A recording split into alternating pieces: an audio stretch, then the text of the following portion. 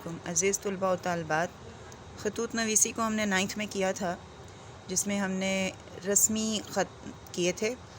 تو آج ہم اپنا اس خطوط نویسی کی جو ٹاپک ہے، مضمون ہے، اس موضوع کو دوبارہ سے ریمائنڈ کرتے ہیں، دہراتے ہیں کہ خطوط نویسی دراصل ہے کیا. خطوط نویسی دراصل خط لکھنا ایک بالکل اس طرح سے ہے جیسے ہم تحریری گفتگو کر رہے ہوں. اس کو اسی لیے ہم عادی ملاقات بھی کہتے ہیں. کبھی ہم اپنے والدین، بہن بھائیوں، عزیزوں اور دوستوں کو خط لکھ کر دل کی بات کہتے ہیں، کیونکہ وہ ہم سے دور بستے ہیں اور ہم ان کے پاس نہیں جا سکتے. یا مکتوب علیہ رہتا آپ کے شہر میں ہی ہے، لیکن مصروفیت کے باعث آپ اس کے پاس جلدی نہیں جا سکتے یا اس طرح سے گفتگو نہیں کر سکتے. دراصل خط کی زبان جو سی ہے نا، بالکل اسی طرح سادہ، شگفتہ اور روزمرہ بول چال کے مطابق ہونی چاہیے جس طرح سے آپ آپس میں بات کرتے ہیں، تاکہ اس سے پڑھ کر وہی لطف اور فائدہ حاصل ہو جو ہم آپس کی ملاقات میں حاصل کرتے ہیں. جس طرح مرزا غالب نے خطوط نویسی کو روزمرہ کے مطابق ایک چیز بنا دیا تھا. یوں محسوس ہوتا ہے کہ دو آدمی آمنے سامنے بیٹھ کر گفتگو کر رہے ہوں. خط لکھنا بھی ایک فن ہے جس میں مہارت حاصل کی جا سکتی ہے مشق کر کے. اس ضمن میں ہم دیکھتے ہیں کہ خطوط کی دو اقسام ہیں، ایک ذاتی یا نجی خط، ان کو ہم غیر رسمی خط بھی کہتے ہیں. جو ذاتی اور نجی خطوط ہوتے ہیں یا غیر رسمی خطوط ہوتے ہیں، وہ ہم اپنے دوستوں کو، رشتہ داروں کو اور عزیزوں کو لکھتے ہیں، جن میں ہم اپنی ذاتی باتیں کرتے ہیں اور گھریلو قسم کی اور راز والی باتیں ہم اس میں کرتے ہیں. یہ خطوط غیر رسمی یا نجی خطوط کہلاتے ہیں. ایسے خطوط کا انداز تخاطب جو سا ہے وہ اور لب و لہجہ بالکل شخصی ہوتا ہے، بے تکلف ہوتا ہے اور غیر رسمی ہوتا ہے. پھر بھی ان خطوط کو لکھتے ہوئے ہمیں مراتب کا خیال رکھنا چاہیے. ذاتی باتوں کے علاوہ بسا اوقات ہم اس میں سیاست، ادب، فلسفہ اور معاشرے میں ہونے والے بہت سے ایسے معاملات ہیں جن موضوعات کو ہم اظہار خیال کے لیے استعمال کر سکتے ہیں.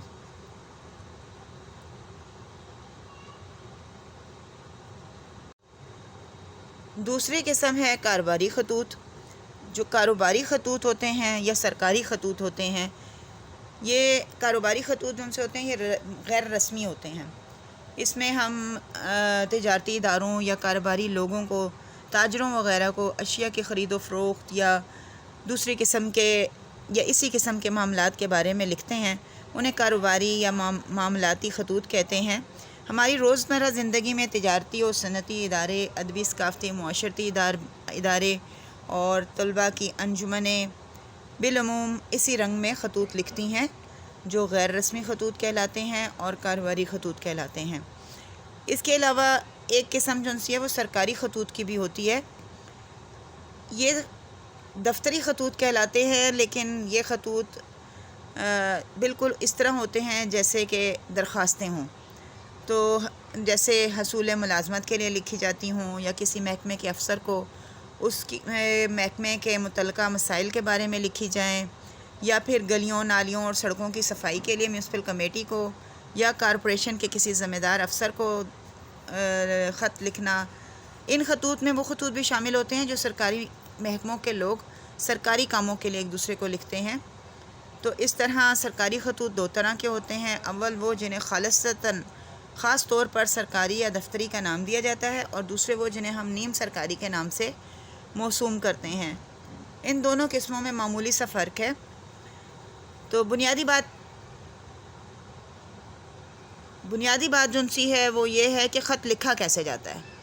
ٹھیک ہے، وہ تو خط ہوتا کیا ہے، اس کی قسمیں کیا ہیں، وہ تو ہم سب جانتے ہی ہیں، کیونکہ ہم 3-4 کلاس سے پڑھتے آ رہے ہیں خطوط کو، تو وہ ہمیں پتہ ہی ہوتا ہے کہ خط کیا ہے.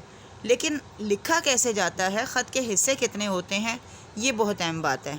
تو ہم دیکھتے ہیں کہ خط کے حصے کیا ہیں. سب سے پہلا حصہ اس کا جو ہے نا، جز اس کا پیشانی کہلاتا ہے، جس میں آپ پیج کے دائیں طرف اوپر لکھتے ہیں کمرہ امتحان، الف ب ج، اور پھر نیچے تاریخ لکھتے ہیں. تو یہ والا حصہ جو ہے یہ پیشانی کہلاتا ہے. اس میں جو خط لکھنے والا ہے اپنا پورا پتہ اور خط لکھنے کی تاریخ لکھتا ہے. اور پھر اس کے بعد جو دوسرا حصہ آ جاتا ہے وہ القاب و آداب کا ہے. تو جو خط لکھنے والا ہے وہ مخاطب کے لیے جو لفظ استعمال کرتا ہے انہیں ہم القاب کہتے ہیں، اور القاب کے ساتھ مناسب آداب بھی لکھے جاتے ہیں. القاب یعنی آپ کسی کو خط لکھ رہے ہیں، جیسے چچا کو لکھ رہے ہیں تو محترم چچا جان، ابا جان کو لکھ رہے ہیں تو محترم ابا جان، عزیز ابا جان یا عزیز دوست، پیارے دوست، اس طرح کر کے جو آپ پیارے، عزیز، محترم یہ لگاتے ہیں نا، یہ القاب ہے. اور آداب جب آپ السلام علیکم لکھتے ہیں اور لکھتے ہیں کہ آداب، تسلیمات، یہ سارے جو ان سے ہیں نا وہ آداب کہلاتے ہیں. اچھا، اس میں جو ہے نا زیادہ تکلف تو غیر ضروری ہوتا ہے، لیکن ان کے استعمال میں ہمیں جس کے نام خط لکھا جا رہا ہوتا ہے نا اس کی عمر، مقام اور مرتبے کا پورا خیال رکھنا ہوتا ہے.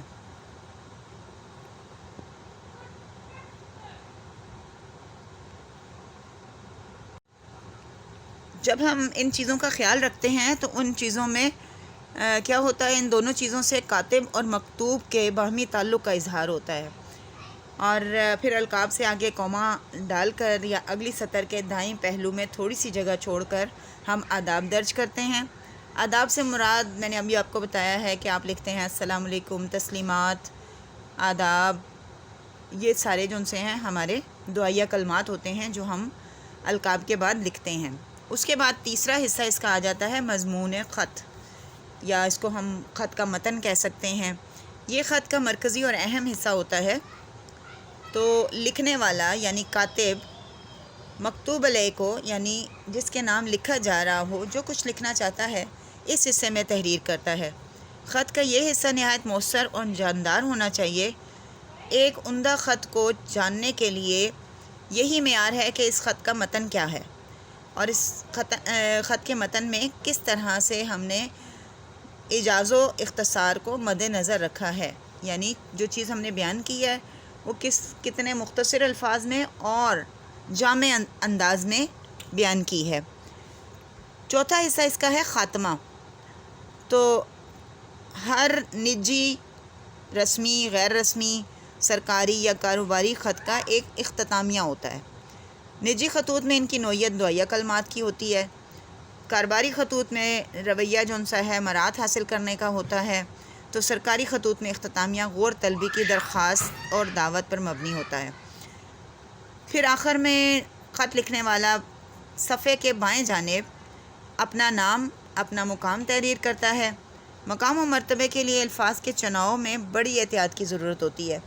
جیسے بڑوں کے لیے ہم لکھتے ہیں نیاز مندانہ، نیاز مند، اور اپنے لیے، اپنے سے چھوٹوں کے لیے دعا گو جیسے کلمات اچھے لگتے ہیں. نیاز مند اور تابع فرما، طالب دعا، دعا گو، مخلص، خیر اندیش، یہ وہ تمام الفاظ ہیں جو نچلی سطر میں اپنا نام اختصار اور سادگی کے ساتھ لکھنا چاہیے. اور پھر آخری جو ہے خط کا حصہ وہ اس وقت ہوتا ہے جب ہم خط مکمل کر لیتے ہیں، اس کو لفافے میں بند کر دیتے ہیں. تو جب خط ہر لحاظ سے مکمل ہو جاتا ہے تو اس پر مکتوب علیہ کا نام اور پھر پورا پتہ درج کیا جاتا ہے. اگر مکتوب علیہ شہر میں رہتا ہو تو مکان، گلی نمبر، محلہ یا سڑک کا نام وغیرہ لکھنا چاہیے. اور اگر گاؤں میں رہتا ہو تو پھر ڈاک خانہ، تحصیل اور ضلع لکھنا ضروری ہوتا ہے. جو خطوط یا لفافے ڈاک اور محکمے کی جانب سے فراہم کیے جاتے ہیں ان پر مکتوب علیہ کے پتے کے لیے باقاعدہ جگہ فراہم کی ہوتی ہے. خط کا یہ حصہ نہایت اہم ہے، اس کے بغیر آپ کا خط جون سا ہے مکتوب علیہ تک نہیں پہنچ سکتا. تو یہ تھوڑا سا مختصر سا میں نے خط کا آپ کو تعارف دیا ہے، اور یہی اس کا پیٹرن بھی ہے. اور پیٹرن ہم جب صفحہ کرتاس پر بکھیرتے ہیں تو وہ خط جب ہم صفحے پہ لکھتے ہیں تو اس کی صورت کیا ہو جاتی ہے وہ بھی میں آپ کو بتاتی ہوں.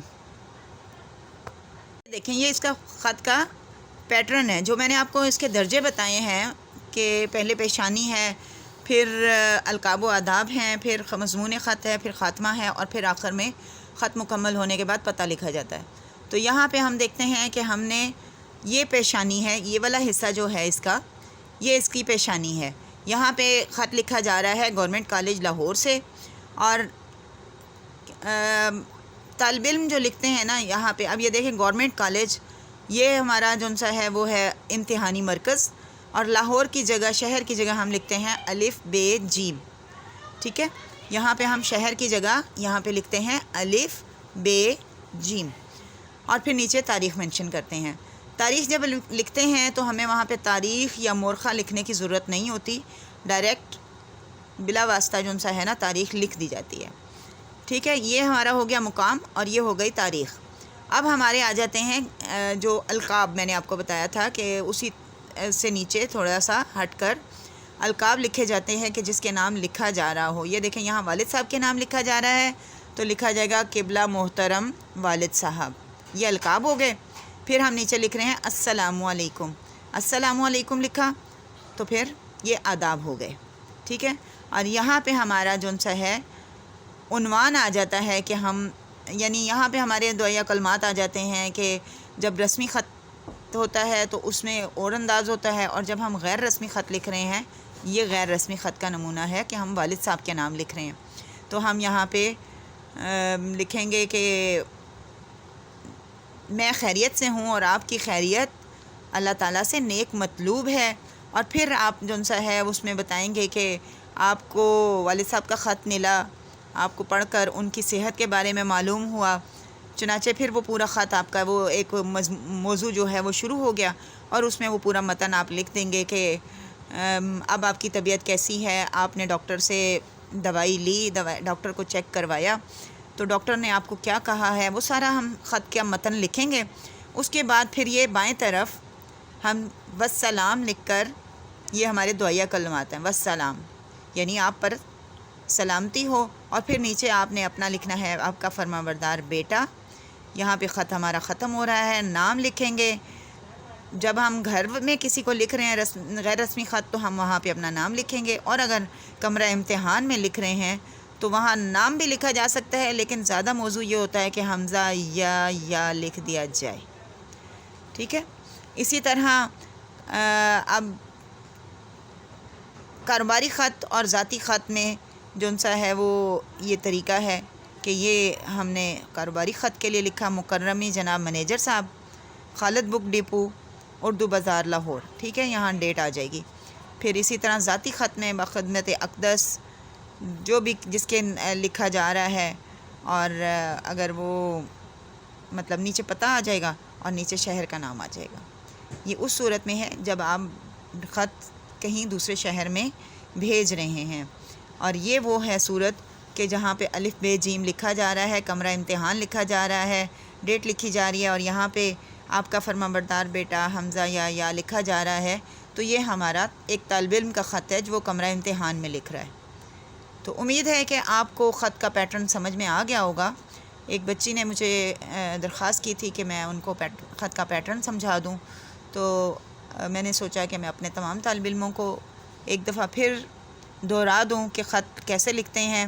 عمومی طور پر آپ لوگ ایک غلطی کرتے ہیں، اور یہ دیکھنے میں آتی ہے کہ شروع تو خط کے انداز میں ہوتا ہے، اختتام میں جا کے آپ والسلام کی جگہ العارض لکھ دیتے ہیں، اور یا پھر ایسا کرتے ہیں کہ شروع تو آپ خط کے انداز میں لکھتے ہیں لیکن نیچے سے موتمانہ گزارش ہے لکھ دیتے ہیں۔